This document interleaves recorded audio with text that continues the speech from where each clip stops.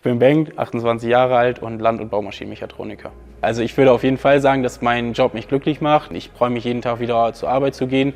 Natürlich hat man auch immer mal Scheißtage, das ist vollkommen klar, aber im Gesamten macht mir mein Job auf jeden Fall Spaß und macht mich glücklich. An meiner Arbeit fasziniert mich am meisten die Vielseitigkeit, dass ich vom kleinen Rasenmäher bis zu großen Generatoren oder großen Maschinen wirklich alle Bereiche der Maschine reparieren kann und auch an allen Bereichen der Maschine arbeiten kann.